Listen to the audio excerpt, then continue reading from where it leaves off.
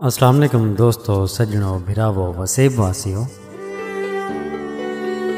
सुना सी अज तुहाडी खिदमत शाकिर शुजाबादी साहब दा एक डोड़ा घेन के हाजिर थे हैं।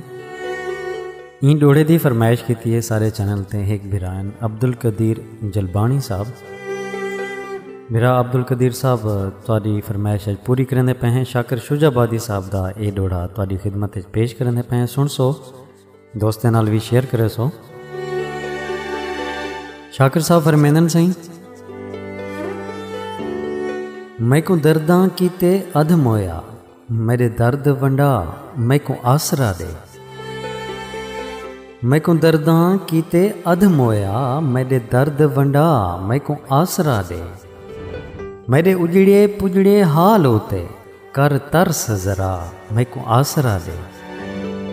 चा पर्दा बेपरवाही तू, मेरे फेर निगाह मैं को आसरा दे। निमी तैं तई शाकिर टुर सकदा, मेरे नेड़े आ मैं को आसरा दे। निमी तैं तई शाकिर टुर सकदा, मेरे नेड़े आ मैं को आसरा दे। अब्दुल कदीर जलबानी साहब भिरा तुहाडे एक डोड़े की असां फरमाइश पूरी कर दी है। इंशाअल्लाह बहुत जल्द तुहाडे दूजे डोड़े की फरमाइश को पूरा करे सुन। देर दी माजरत।